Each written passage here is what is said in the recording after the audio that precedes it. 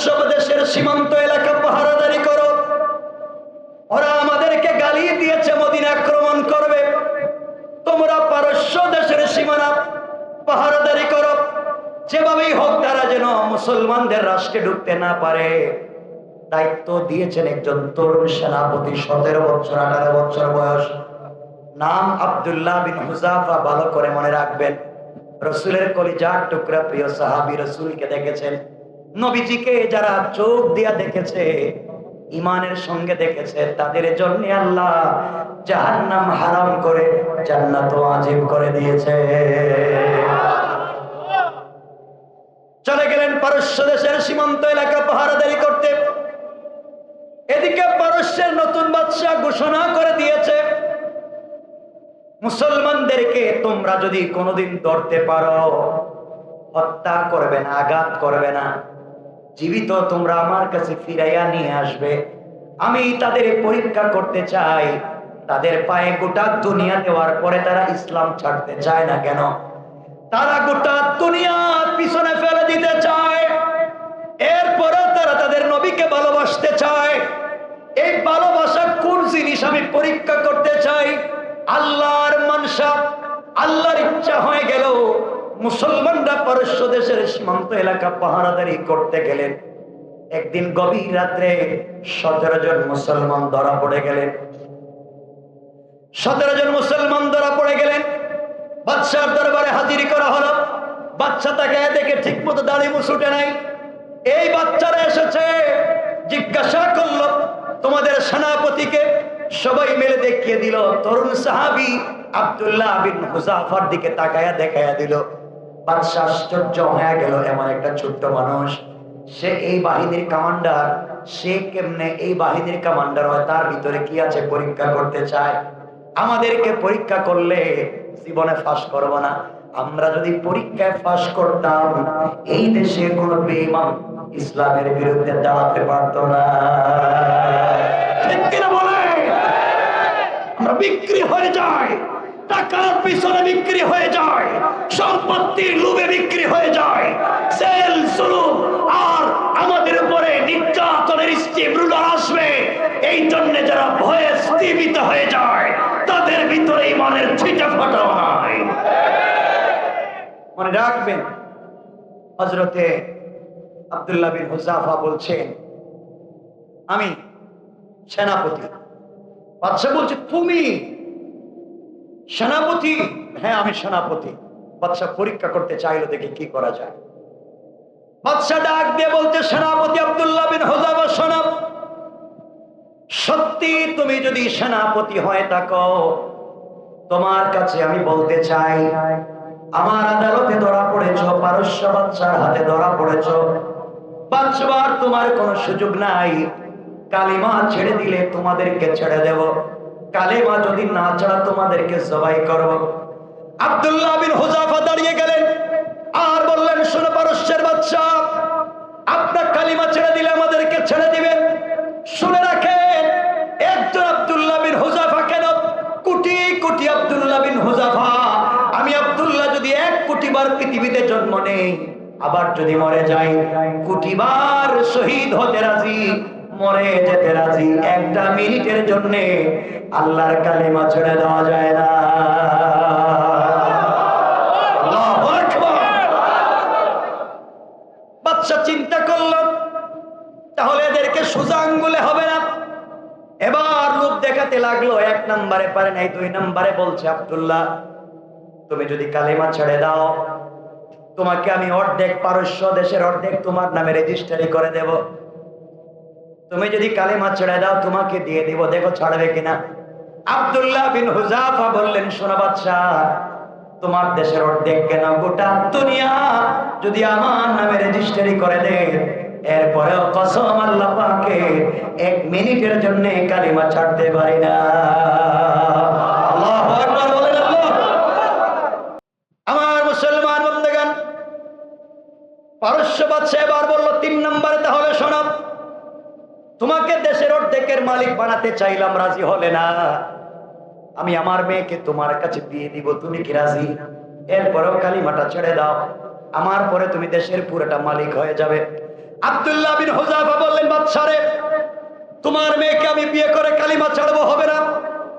তুমি যদি চন্দ্র সূর্য আমার হাতে উঠাইয়া দাও আর জান্নাত থেকে হুর এনে আমার কাছে বিয়ে দাও, কসম আমি রাসূলকে এত ভালোবাসি, একটা মিনিটের জন্য সেই রাসূলকে গালি দিতে পারি না। আল্লাহু আকবার। বাচ্চা দেখলো 1 নম্বরে ফেল, 2 নম্বরে ফেল, 3 নম্বরে ফেল। এবার পরামর্শ পরিষদ বসাইছে কি করা যায়। সবাই পরামর্শ করলো, হুজুরকে যদি নষ্ট করা লাগে, মানে আব্দুল্লাহ বিন হুযাফাকে যদি নষ্ট করতে হয়, তাহলে তার পিছনে একজন সুন্দরী মেয়ে লাগাইয়া দেন। আজকালকে আলেম উলামাদেরকে নষ্ট করবার জন্য, চরিত্র নষ্ট করবার জন্য কিছু লোক পরিকল্পিত ভাবে মেয়েদেরকে পিছনে লাগাইয়া রাইখা দেয়। মনে রাখবেন, আল উলামায়ে কেরামের চরিত্র নষ্ট করার জন্য আপনি পিছনে মেয়ে লাগাইয়া রাইখা দিয়েছেন, আল্লাহ আপনার পিছনে জাহান্নামের ফেরেশতা লাগাইয়া রাইখা দিয়েছে। পারস্য বাদশা ঘোষণা করল, আব্দুল্লাহ বিন হুযাফা সব প্রত্যেকজনকে আলাদা আলাদা রুমে বন্দী করো। সবাইকে 4 নম্বরে আলাদা আলাদা রুমে বন্দী করা হলো। পৃথিবীর থেকে সুন্দরী মেয়েদেরকে অর্ধ উলঙ্গ করে কয়েক কোটি টাকার বিনিময়ে আব্দুল্লাহ ইবনে হুযাফার রুমে ঢুকাইয়া দিল। বুঝাতে চাইলো, কোনোভাবে যদি চরিত্র নষ্ট করতে পারো, তোমরা যা চাইবে তাই পাইবা। গভীর রাত্রে অর্ধ উলঙ্গ হয়ে বিশ্ব সুন্দরী মেয়ে আব্দুল্লাহ বিন হুযাফার রুমে ঢুকেছে টাকার বিনিময়ে। আব্দুল্লাহ বিন হুযাফার চরিত্র নষ্ট করবে, ঘরের ভিতরে ঢুকে দেখে আব্দুল্লাহ নামাজে দাঁড়াইয়া দাঁড়াইয়া আল্লাহর সঙ্গে কথা বলতে শুরু করেছে। এই মহিলা ঘরের ভিতরে ঢুকে চতুর্দিকে ঘুরানি দিয়েছে, বুঝাতে চায় আমি সুন্দরী মেয়ে ঘরের ভিতরে ঢুকেছি, কিন্তু না, কোনোভাবে আকর্ষণ করতে পারলো না। আব্দুল্লাহ বিন হুযাফা যখন বসে গেলেন, মেয়েটা মনে করলো 2 রাকাত নামাজ পড়ে সালাম ফিরিয়ে আমাকে দেখলেই তার অবস্থা খারাপ হয়ে যাবে। ডান দিকে কাপড় খুলে উলঙ্গ হয়ে বসে থাকলো। আব্দুল্লাহ বিন হুযাফা রাদিয়াল্লাহু তাআলা আনহু 2 রাকাত সালাত পড়ে সালাম ফেরায়া কোনো দিকে না তাকায়া আবার আল্লাহু আকবার বলে নামাজে দাঁড়িয়ে গিয়েছে। আল্লাহ বলে দিয়েছেন, তোমরা যদি সঠিকভাবে আমার জন্য সালাতে দাঁড়িয়ে যাও, ইন্নাস সালাতা তানহা আনিল ফাহশাই ওয়াল মুনকার। আল্লাহ বলে দিয়েছেন, বান্দারে তোমরা যদি সঠিকভাবে সালাত আদায় করো, আমি আল্লাহ সালাতের মাধ্যমে সকল অশ্লীলতা থেকে বাঁচাইয়া দেওয়ার জিম্মাদার। সকাল হয়ে গেল, সারা রাত মেয়েটা চেষ্টা করলো, কোনোভাবে চরিত্র নষ্ট করতে পারলো না। সকাল বেলা ঘর থেকে বের হয়ে বাদশাকে বলছে, বাদশা যাব না, আপনি কার চরিত্র নষ্ট করবার জন্য আমাকে টাকা দিয়ে কিনলেন? যে ছেলের ঘরে গোটা রাত্র থাকলাম, একটা সেকেন্ডের জন্য আমার দিকে তাকালো না, আমি তো তার চরিত্র নষ্ট করতে পারলাম না। আর যদি 1-2 ঘন্টা তার কাছে থাকতাম, হয়তো তার আকর্ষণে আমিও কালিমা পড়ে মুসলমান হয়ে যেতাম। আল্লাহু আকবার। ইসলামের চরিত্র কেমন ছিল? 4 নম্বরে বাচ্চা ফেল করেছে। এবার বলেছে কি করা যায়? 5ম নম্বরে ঘোষণা করেছে, যাও এদের জন্য খাবার বন্ধ করে দাও। খাবার বন্ধ করে দেওয়া হলো। 1 দিন 2 দিন না, একাধারে 19 দিন পর্যন্ত খাবার নাই, পানি নাই, হাত পা বেঁধে ঘরের ভিতরে ফেলে দেওয়া হয়েছে। অপরাধ নবীজিকে ভালোবাসা, অপরাধ কোরআনের উপরে চলা। এই অপরাধে 19 দিন পর্যন্ত খাবার নাই, 19 দিন পর্যন্ত পানি নাই। ডাক্তার নিযুক্ত করে দিয়েছে, যখন দেখবা পালস পরীক্ষা করে ওরা বাঁচবে না, কিছুক্ষণের ভিতরে মরে যাবে, আমার কাছে সংবাদ পাঠাবে, আমি চেষ্টা করব তাদেরকে ঈমান হারা করবার। যখন সংক্ষেপ করে বলি, বাদশার কাছে ডাক্তার চিঠি পাঠাইয়া দিল, বাদশা এখন মরে যাবে, ওরা মরে যাবে। শুনবার পরে বাদশা 2টা খাবার পাঠাইয়া দিল, একটা পাত্রে মদ মিশ্রিত পানি, আরেকটা পাত্রে শূকরের বোনা গোশত। আপনাদের কাছে আমি জানতে চাই, দুটোটা হালাল না হারাম? আরো জোরে বলেন, হালাল না হারাম? বাদশাহ বলে দিয়েছে দুটোটা খাবার নিয়ে যাও, তাদের কাছে গিয়ে বলবা খাবারে মদ আছে, খাবারে শূকরের গোশত আছে। আব্দুল্লাহ বিন হুযাফা সহ মুসলমানদের সামনে নিয়ে যাওয়া হয়েছে। 19 দিনের না খাওয়া, 19 দিনের পানি নাই, খাবার নাই, তাদের সামনে নিয়ে যাওয়া হয়েছে। আমরা হলে জান বাঁচানোর ফতোয়া দিয়ে সব শেষ করে ফেলতাম, জীবন বাঁচাতে হবে এই জন্য ফতোয়া দিয়ে সব ঠিক করে ফেলতাম। আব্দুল্লাহ বিন হুযাফা বললেন কি আছে? সবাই বলছে মদ মিশ্রিত পানি আর শূকরের বোনা গোশত। আব্দুল্লাহ বললেন তোমরা আমার হাত ছেড়ে দাও, তোমরা আমার পা ছেড়ে দাও, আমাদের সামন থেকে শূকরের বোনা গোশত আর মদ মিশ্রিত পানি আমাদের চুকের সামন থেকে নিয়ে যাও। আমাদের সাকারাতের সময় তোমরা মনে করেছো ঈমান হারা করবে, মৃত্যুর সময় তোমরা আমাদের ঈমান হারা করবে। মনে রাখো তোমরা যদি আমাদের চুকের সামন থেকে খাবারগুলো নিয়ে না যাও, আমরা মরে যেতে পারি, জীবন চলে যেতে পারে। মৃত্যুর 1 সেকেন্ড আগে হলেও হারাম বক্ষণ করে ঈমান নষ্ট করতে পারি না। আল্লাহু আকবার। আজকে আমাদের হারাম আর হারাম।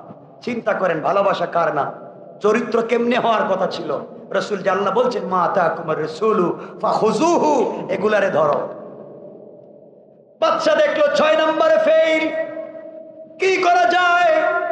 6 নম্বরে, 5 নম্বরে ফেল, 6 নম্বরে। এবার চিন্তা করলো শোনো এদের সবাইকে ফাঁসিতে ঝুলিয়ে হত্যা করা লাগবে। 17টা ফাঁসির দড়ি তৈরি করা হলো। ফাঁসির দড়িতে নিয়ে যাওয়া হয়। 1 নম্বরে আব্দুল্লাহ বিন হুযাফার হাত পা বেঁধে দড়িতে নিয়ে যাওয়া হচ্ছে। আব্দুল্লাহকে যখন শুলিতে চড়িয়ে ফাঁসি দেওয়া হবে, আব্দুল্লাহ বাদশার চেহারার দিকে তাকাইয়া মুস্কি মুস্কি হাসে। এতদিন পর্যন্ত মুখে কোনো হাসি ছিল না, এতদিন পর্যন্ত চেহারায় কোনো আনন্দ ছিল না। ফাঁসির দড়ি গলায় লাগিয়ে দিচ্ছে, এবার তার মুখে চোখে আনন্দ আর হাসি। বাদশা বলে আব্দুল্লাহ হাসো কেন? আমাকে নিয়ে টিটকারি করো, মরার আগে মস্কারা করো। আব্দুল্লাহ বললেন না রে, আমি বলতে চাই এতদিন তো জালেমের জিন্দানখানায় ছিলাম, আজকে ফাঁসির মাধ্যমে আমি তো আমার আল্লাহর সঙ্গে মিলিত হয়ে যাব। আমি যে রাসূলকে ভালোবাসি, যার জন্য জীবন দিতে যাই, যে আল্লাহর জন্য জীবন দিতে যাই, আমার রাসূল তো মদিনায় শুয়ে আছে। এই মুহূর্তে যদি তুমি আমাকে শহীদ করে ফেলো, আমি মরব না, সাথে সাথে জীবন্ত পাখি হয়ে আল্লাহর জান্নাতে আমি উড়ে বেড়াবো। সুবহানাল্লাহ। মরার সময় ওরা জীবিত, এভাবে মারা যাবে না। ফাঁসি থেকে নামাই আনলো। এবার বললো কি করা যায়? 7ম নম্বরে পরামর্শ করলো একটা কাজ করো, সবার জন্য বড় বড় ডেক কড়াইকে তোমরা একত্রিত করো, আগুন জ্বালাও চুলার ভিতরে। চুলার ভিতরে আগুন জ্বালাইয়া ডেকের ভিতরে তৈল দিয়া, তৈল যখন উত্তপ্ত ভাবে ফুটে যাবে, তৈল উত্তপ্ত ফুটন্ত গরম তৈলের ভিতরে ওদেরকে একজনকে বেঁধে তোমরা জীবন্ত হত্যা করবে। তাহলে এরা কালিমা ছড়াবে, তাদের রাসূলের প্রতি ভালোবাসা ছড়াবে। আমার বন্ধুগণ, তোমার আমার প্রতি তো এমন জুলুম আসে নাই, এমন নির্যাতন আসে নাই, এরপরেও তো আমরা রাসূলের আদর্শ ঠিক মতো মানতে পারি না। যখন হাত পা বাঁধা হচ্ছে, একজন সাধারণ সাহাবীর হাত পা বেঁধে যখন তাকে এই উত্তপ্ত তেলের মধ্যে ফেলে দেওয়া হবে, আব্দুল্লাহ বিন হুযাফা চিন্তা করলেন আমার একজন মুসলিম সাহাবী এই মুহূর্তে শহীদ হয়ে যাবে, এদের জীবন বাঁচানো লাগবে। কৌশল চিন্তা করলেন। ওই সাহাবী দাঁড়িয়ে বললেন ভাইরে, তোমরা আমার জন্য চিন্তা করো না, আমার জীবনের জন্য তোমরা কোনো কৌশলের আশ্রয় নিও না, বাদশার কোনো শর্ত মেনে নিও না। তোমরা মনে করতেছো আমি মরে যাচ্ছি, তোমরা জানো না আমি গতকাল রজনীতে যখন শুয়েছিলাম স্বপ্নে দেখেছি বিশ্ব নবী আবু বকরকে নিয়ে আমার কাছে ছুটে এসেছে। আল্লাহু আকবার বলেন। আমি স্বপ্নে দেখি আমার নবী আসলেন, আমাকে জড়ায়া তোলেন আর ডেকে বলেন ও সাহাবী, আগামীকালকে যদি তুমি শহীদ হয়ে যাও, ঈমান হারা হওয়ার দরকার নাই, কালিমা ছাড়বে না, জীবন দিয়ে হলেও তুমি দুনিয়া থেকে বিদায় নিবা। আমি আর আবু বকর তোমার জন্য আজকে থেকে অপেক্ষা শুরু করে দিলাম। আল্লাহু আকবার। ও সাহাবীরা, চিন্তার কোনো কারণ নাই। তোমরা আমার জন্য চিন্তা করো না, আমি তো আমার নবীজির সঙ্গে মিশে যেতে চাই, সুতরাং তোমরা আমার জন্য চিন্তা করো না। এই কথা বলবার পরে হাত পা বেঁধে যখন তাকে উত্তপ্ত গরম তৈলের মধ্যে ফেলে দেওয়া হলো, তিনি জীবন্ত শহীদ হয়ে গেলেন। চিন্তা করেন, উত্তপ্ত গরম তৈলে একজন মানুষকে শহীদ করা হলো। বাদশা চাইলো বাকি 16 জন হয়তো কালিমা ছেড়ে দিবে। 2 নম্বরে দেখলো কারো মন গলে না। 2 নম্বরে আব্দুল্লাহ বিন হুযাফা হাত পা বেঁধে যখন তৈলের দিকে নিয়ে যাওয়া হয়, বাদশা বলছে আব্দুল্লাহ রে, এবার তুমি কালেমা ছেড়ে দাও। হযরতে আব্দুল্লাহ রাদিয়াল্লাহু তাআলা চোখের পানি ছেড়ে কাঁদতেছে। এবার বাদশা বলতেছে, আব্দুল্লাহ, এতক্ষণ তো বড় বড় কথা বলেছো, আশিকে রাসূল প্রমাণ করবার কথা বলেছো, নিজের জীবন বাঁচাবার কোনো চিন্তা করলে না। এখন তোমার সামনে তোমার এক বন্ধু মারা গিয়েছে, এখন মরণের বই ঢুকেছে, এই জন্য কাঁদতেছো। এখনো সময় আছে, কালিমা ছেড়ে দাও।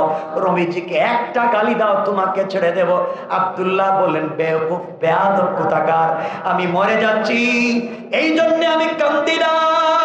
আমি এখন শহীদ হয়ে যাব, এই জন্য আমি কান্দি না, আমি কান্না করতেছি তুমি আমার জীবনের বড় ক্ষতি করে ফেলেছো, এই জন্য আমি কান্না করি। বাদশাহ বলতেছে, তোমার আমি কি ক্ষতি করলাম? এমন সময় আব্দুল্লাহ বিন হুযাফা বলছেন, ও পারস্যের বাদশাহ, তুমি কিছুক্ষণ আগে যাকে শহীদ করেছো, সে আর আমি দুজন ছিলাম ছোটবেলার বন্ধু। দুজন একসাথে কালিমা পড়ে মুসলমান হয়েছি, সারা জিন্দগি প্রতিযোগিতা করেছি। আমার বন্ধু যদি 2 রাকাত নামাজ পড়েছে, আমি 4 রাকাত পড়েছি। সে 1 টাকা আল্লাহর রাস্তায় দান করলে আমি 2 টাকা করেছি। সে 1 ঘন্টা জিহাদ করলে আমি 2 ঘন্টা করেছি। সে 1 ঘন্টা তাহাজ্জুদ পড়লে আমি 2 ঘন্টা পড়েছি। সারা জিন্দগি প্রতিযোগিতা করেছি ঈমানের ব্যাপারে, সকল প্রতিযোগিতা আমি ফার্স্ট ছিলাম। আমার আশা ছিল ইন্তেকালের সময় জান্নাতের প্রতিযোগিতায়, তার আগে আমি জান্নাতে যাব, তার আগে আমি আমার কলিজার টুকরা নবীজির সঙ্গে প্রথমে দেখা করব। তুমি আমার আগে আমার ভাইকে শহীদ করে জীবনের শেষ আমলে আমাকে ফেল করে দিয়েছো। আমার ভাই আমার আগে জান্নাতে চলে গিয়েছে, আমার ভাই আমার আগে রাসূলের সঙ্গে মিলিত হয়ে গিয়েছে। জীবনের সকল প্রতিযোগিতায় ফার্স্ট হলাম, জিন্দগির শেষ প্রতিযোগিতায় ফার্স্ট হতে পারলাম না, এই জন্য আফসোস করি। কেন তুমি আমাকে আগে মারলে না, এরপরে কেন আমার ভাইকে মারলে না? আজ আমার ভাই 1 নাম্বার হয়ে গেল, আমি সেকেন্ড হয়ে গেলাম, না জানি আমার আমলের কোন জায়গায় দুর্বলতা ছিল, এই জন্য কান্দি। বাদশা আশ্চর্য হয়ে গেল, কি ব্যাপার? যারা মরে যাওয়ার সময় প্রতিযোগিতা করে, মৃত্যুর সময় মরে যাওয়ার জন্য প্রতিযোগিতা করে, এরাও তো মরেও মরবে না, এই কথা চিন্তা করে। লম্বা ঘটনা। এক সময় বাচ্চা তাদেরকে ছেড়ে দিল, আর ফাঁসিয়ে দিল না, কোনোভাবে মারল না।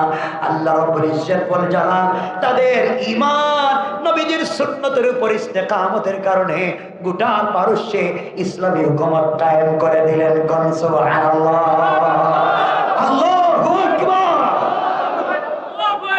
তার নাম ঈমান, তার নাম ভালোবাসা। এটা হচ্ছে রাসূলের প্রতি ভালোবাসা। আমরা রাসূলের প্রতি ভালোবাসা দেখাতে পারবো তো ইনশাআল্লাহ? বলেন ইনশাআল্লাহ। ভালোবাসা দেখাতে গিয়ে মারামারি করবেন না, গালাগালি করবেন না, কারো মন্দিরে আঘাত করবেন না, কারো গির্জে আঘাত করবেন না, কারো প্রেগডে আঘাত করবেন না, কারো সিরগে আঘাত করবেন না, এগুলাতে যাবেন না, সাম্প্রদায়িক দাঙ্গা লাগাবেন না। মনে রাখবেন, রাসূল রহমতের নবী, আমরা সকলের দ্বারে দ্বারে দরজায় দরজায় রহমত নিয়ে যাব ইনশাআল্লাহ। বলেন ইনশাআল্লাহ। কেমনে রহমত নিয়ে যাবেন? এই রহমত নিয়ে যেতে হলে আমাদের মাথার দাম কেমন হওয়া লাগবে, এটাই শেষ কথা। কষ্ট হচ্ছে না তো আপনাদের? ইনশাআল্লাহ এটাই শেষ কথা। এই শেষ কথা বলি, আলোচনা শেষ করবো ইনশাআল্লাহ। আপনার আমার দাম কতটুকু হওয়া লাগবে, এটাই শেষ। নবীজি আমাদের জন্য কি নিয়ে আসছেন শোনেন। আমার মুসলমান বন্ধুগণ, গভীর মনোযোগ। আল্লাহর পয়গম্বর রাসূল পাক সাল্লাল্লাহু আলাইহি ওয়াসাল্লাম বসা, আমার নবীজি বসে আছেন, জিবরিল আমির হাজির হলেন। জিবরাইল বলছেন, ইয়া রাসূলুল্লাহ, আপনার কাছে একটা ঘটনা বর্ণনা করতে চাই। নবীজি বললেন, জিবরাইল বলো, কি ঘটনা বলবে? জিবরাইল বলছেন, ইয়া রাসূলুল্লাহ, এমন ঘটনা জীবনে বলি নাই, আল্লাহ যেদিন আমাকে তৈরি করলেন, আল্লাহ তৈরি করলেন আমাকে, পৃথিবীতে আল্লাহ আছেন, আমি আছি, আর কিছুই নাই। আল্লাহকে আমি জিজ্ঞাসা করলাম, আল্লাহ তাআলা আপনি বলেন পৃথিবীতে সৃষ্টির মধ্যে শুধু আপনি আছেন আর আমি আছি, আর কিচ্ছু নাই। বলেন তো আপনি কোন জিনিসে বেশি খুশি হয়ে যান? কি করলে আপনাকে খুশি করা যাবে আপনি একটু বলেন। আল্লাহ বললেন, ও জিবরাইল, আমি খুশি হয়ে যাই আমার কদমে যদি কেউ একটা সেজদা দিতে পারে, আর আসমান জমিন আরশ কুরসি লৌহ কলম জান্নাত জাহান্নাম যা আছে সব যদি এক পাল্লায় উঠাইয়া দেয়, আর একটা সেজদা যদি আরেক পাল্লায় উঠাইয়া দেয়, আমি আল্লাহ ওই সেজদার পাল্লায় খুশি হয়ে যাই। পয়গম্বর আরবি এই কথা বলবার পরে আমি চিন্তা করলাম, আল্লাহ তো সেজদায় খুশি হয়ে যান, সুতরাং আমার কাজ হলো আল্লাহকে খুশি করা। এই চিন্তা করে আল্লাহর কদমে সেজদায় পড়ে গেলাম। ওগো পয়গম্বর আরবি, একাধারে আমি 30,000 বছর আল্লাহকে সেজদা দিলাম। আল্লাহু আকবার। কয়দিন? কয়দিন? একাধারে 30,000 বছর সেজদা দিলাম। 30,000 বছর সেজদা দেওয়ার পরে উঠলাম, আল্লাহর দিকে মুতাওয়াজ্জা হয়ে বললাম, আল্লাহ আপনি বলেছেন সেজদা দিলে খুশি হয়ে যান, বলেন না আমি তো 30,000 বছর শুধু সেজদা দিলাম, খুশি হইলেন কিনা? ওগো পয়গম্বরে আরবি কথা বলবার পরে আল্লাহ আমার চেহারার দিকে তাকালেন না। বুঝো রে ভাই, তোমার পয়গম্বর আমার পয়গম্বর তোমার আমার জন্য কি করেছে? আমার দিকে তাকালেন না। কিছুক্ষণ পরে আবার আল্লাহকে বলছি, আল্লাহ তুমি কি সন্তুষ্ট না? আল্লাহ বললেন, জিবরাইল শোনো, তোমার প্রশ্নের জবাব দেওয়ার আগে তুমি আমার আরশে আজিমের পিলারের দিকে, আরশে আজিমের দিকে তাকাও। হযরতে জিবরিল আমিন আরশে আজিমের দিকে তাকালেন, তাকাইয়া দেখেন ওখানে লেখা লা ইলাহা ইল্লাল্লাহ মুহাম্মাদুর রাসূলুল্লাহ। ওখানে লেখা, কালিমা লেখা। জিবরাইল বলছেন, আল্লাহ ওখানে তো কালিমা লেখা আছে, কালিমা আমি শুনি নাই, দেখি নাই কোনদিন। কালিমার সঙ্গে আমার সেজদার সম্পর্ক বলেন, সম্পর্ক কি বলেন? আল্লাহ বললেন, জিবরাইল তাহলে শোনো, এই যে কালিমা দেখতেছো, আমি আল্লাহ দুনিয়ার সৃষ্টি করব, জিন্নাত ইনসান সৃষ্টি করব। জিন্নাত ইনসানের জন্য রাহবার হিসাবে লক্ষাধিক আম্বিয়া কেরামকে প্রেরণ করব। শেষ নবী যাকে বানাবো তাকে হাবিবুল্লাহ, কলিজার টুকরা বন্ধু বানাবো, যাকে উপলক্ষ করে সব আমি আল্লাহ তৈরি করতেছি। কারণ আমের শুরুতে শেষে রাসূল থাকবে না, শুধু এই নবী যাকে বন্ধু বানিয়েছি তার কালিমার অংশের মধ্যে আমি রাসূল লাগিয়ে দিয়েছি। ও জিবরাইল, এবার মূল ঘটনা শোনো। আমার এই নবীর উম্মতেরা, তাদেরকে আমি 5 ওয়াক্ত নামাজ দেব। তারা প্রত্যেক 5 ওয়াক্ত নামাজে 17 রাকাত নামাজ ফরজ পড়বে। কত রাকাত নামাজ ফরজ? ফজরের 2 রাকাত, যোহরের 4 রাকাত 6 রাকাত, আসরের 4 রাকাত 10 রাকাত, মাগরিবের 3 রাকাত, ইশার 4 রাকাত। আমি 17 রাকাত নামাজ ফরজ করব। এই 17 রাকাতে প্রত্যেক রাকাতে তারা 2টা করে সেজদা দিবে, সেজদা ফরজ করব। আর 2টা সেজদার মধ্যখানে প্রত্যেক সেজদায় গিয়া তারা কমপক্ষে 3 বার পড়বে সুবহান রাব্বিয়াল আলা। আমার ওই গোলামেরা 3 বার পড়বে সুবহান রাব্বিয়াল আলা। তারা যে একটা সেজদায় গিয়া একবার যদি পড়ে সুবহান রাব্বিয়াল আলা, তাদের ওই একবারের সুবহান রাব্বিয়াল আলাকে আমি আল্লাহ তোমার 30,000 বছরের সেজদার চাইতে 40 লক্ষ গুণ বেশি বড় বানাইয়া একবার সুবহানাল্লাহ সেজদায় বলার কারণে 40 লক্ষ হাজার বছরের সওয়াব তাদের আমলনামায় লিখে দেব। আল্লাহু আকবার। আরশবাসী তারা যখন সিজদায় গিয়ে আমাকে বলবে সুবহান রাব্বিয়াল আলা, তখন তাদের আমলনামার ভিতরে যত গুনাহ আছে আমি আমার ফেরেশতাদেরকে বলে দিয়েছি তাদের গুনার খাতাগুলো তোমরা বন্ধ করে দিবা। আর এক একটা সুবহানাল্লাহর বিনিময়ে জিবরাইলের 40 লক্ষ হাজার বছর সিজদা করলে যে সওয়াব, এই পরিমাণ সওয়াব আমলনামায় লিখে দিবা। এই জন্যে মুসার মতো পয়গম্বর আল্লাহকে বলতেন, আল্লাহ আমাকে কেন নবী বানাইছো? তুমি যদি আমাকে এই নবীর উম্মত বানায় দিতা তাও তো আমার অনেক লাভ হতো। আল্লাহর কাছে মুসা যেদিন বলছিলেন, মুসা আল্লাহকে বলছিলেন, আল্লাহ আপনি আমার সঙ্গে তুর পাহাড়ে কথা বলেন, পৃথিবীতে কি আর কারোর সঙ্গে কোনোদিন কথা বলবেন? আল্লাহ বলছেন, মুসা রে তোমার সঙ্গে আমি কথা বলি 70,000 পর্দার অপার থেকে তুর পাহাড়ে তুমি আর আমি উপর থেকে কথা বলি। আর আখিরি জামানা উম্মতেরা সিজদায় গিয়া যখন পড়বে সুবহান রাব্বিয়াল আলা, তখন আমি আল্লাহ তাদের গলার রগের চাইতে কাছে গিয়া কথা বলতে শুরু করি। আল্লাহু আকবার বলে, সেটা হচ্ছে ভালোবাসা। এটা হচ্ছে রাসূল আমাদের জন্য রেখে দিয়েছেন সালাত। ইন্তেকালের আগে নবীজি বলেছেন সালাত, নবীজি ইন্তেকালের আগে বলেছেন সালাত, ইন্তেকালের আগে করেছেন মিসওয়াক। দুটা কথাই আজকে বলছি। শুরুতে বলছি মিসওয়াকের কথা। নবীজির ইন্তেকালের আগে আয়েশা নিজের মুখে মিসওয়াক নিয়ে নরম করে দিতেন, নবীজি মিসওয়াক করতেন। ইন্তেকালের আগে নবীজির জ্ঞান ফিরলেই বলতেন আসসালাতু আলা ওয়াক্তিহা, আসসালাত আসসালাত আসসালাত ওয়া মা মালাকাত আইমানুকুম। এই জন্য নামাজ সব সময় পড়বো ইনশাআল্লাহ। বলেন ইনশাআল্লাহ। আমাকে আজকে কথা দেন এতটুকু আমরা নামাজ পড়বো বলেন সবাই। কয় ওয়াক্ত বলেন? ইনশাআল্লাহ। আল্লাহ কবুল করো। এখানে অনেক সবাই ব্যবসায়ী, ব্যবসায় উল্টাপাল্টা করবেন না, ব্যবসায় কখনো 2 নম্বরই করবেন না। কারণ ভাই শোনেন, আমি বলছি আমার দিকে তাকান, আমি যে জান্নাতে যাইব কোনো গ্যারান্টি নেই। আয়াতের কোন জায়গায় কোরআনে লেখা নাই যে হুজুর জান্নাতি। বরং হাদিসে রাসূল বলেছেন, হাদিসে কুদসিতে আল্লাহ বলেছেন সর্বপ্রথম যার বিচার করব তারা হলো আলেম।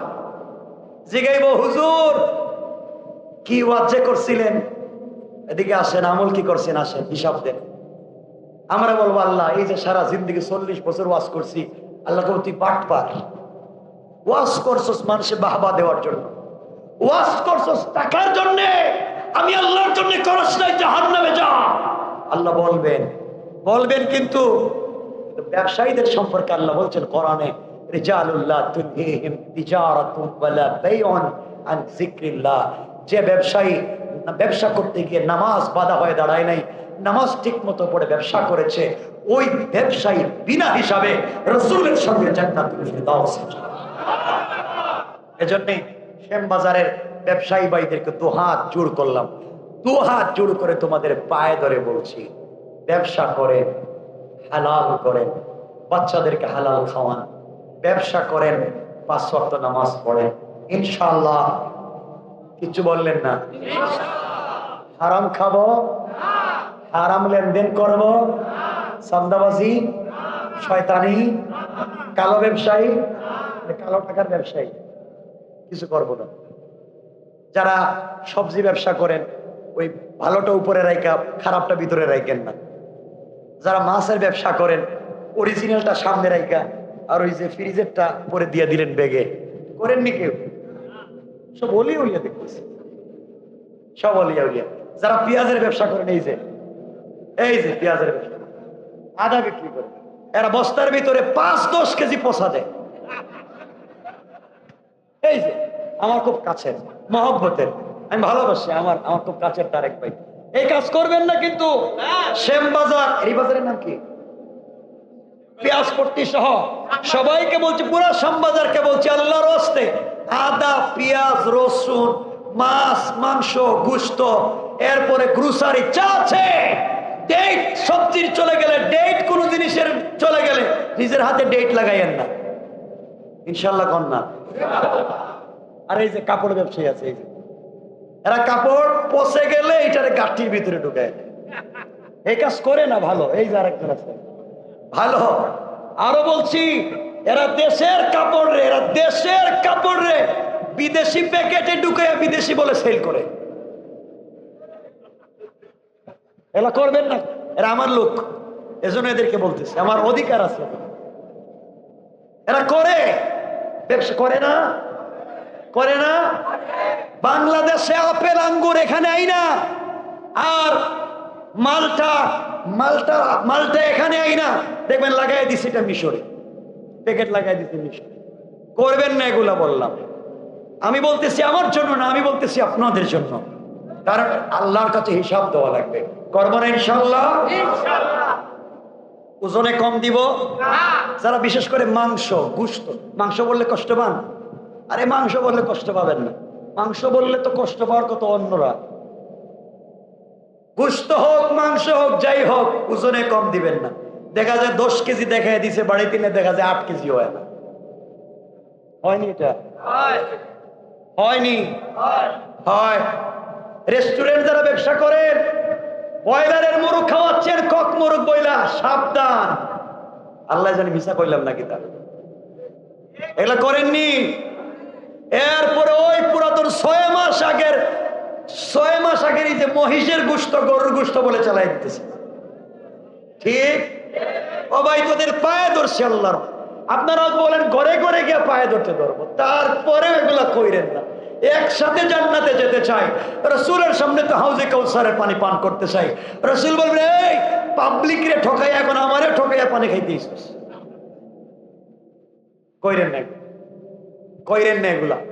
বহুত লোক আছেন মুরব্বী বাবা, নিজের মেয়েরা সম্পত্তি দেন নাই ঠিক মতো, ছেলেরে দিচ্ছেন, মেয়েরে দেন নাই, আর আপনি এই এলাকার মুরব্বী আরেকজনের বিচার করেন, হকের বিচার। আপনিই তো নিজের বউরে হক দেন নাই, আপনিই তো নিজের মেয়েরে হক দেন নাই, ঠিক কিনা বলেন? নিজের বউরে হক দেন নাই, নিজের মেয়েরে হক দেন নাই, আপনি আরেকজনের হকের বিচার করেন। কষ্ট পাইলেন আমার কথা? আজকের থেকে কারো হক মারবো না, আমরা সবাই একসাথে চলবো। ধর্মে ধর্মে মারামারি নাই, বলেন নাই। আমরা সাম্প্রদায়িক দাঙ্গা করব, ফিতনা ফাসাদ করব, আমরা সবার কাছে রাসূলের চরিত্র নিয়ে দাওয়াত দিব ইনশাআল্লাহ। আর মুরব্বী বাপদেরকে বলছি, নামাজে যুবকেরা যায়, দাড়ি নাই, প্যান্ট চলে গেছে টাকনুর নিচে, মাথায় টুপি নাই। এই ছেলে, কয়দিন থেকে নামাজ শিখছ? প্যান্ট ঠিক নাই, দাড়ি নাই, টুপি নাই, যাও পিছনে যাও। এগুলা কইরেন না। অত সিনেমা হলে যায় নাই, অত সিনেমা বিচারে যায় নাই, ও মসজিদে আসছে, ও বুঝবে একদিন, বুঝতে বুঝতে হয়তো আপনার চাইতে ভালো হয়ে যাবে, ঠিক কিনা? বের করে দিয়েন না। ওর দাড়ি নাই, বাইর করে দিলেন, ওর প্যান্ট নাই, শার্ট নাই, বাইর করে দিবেন না।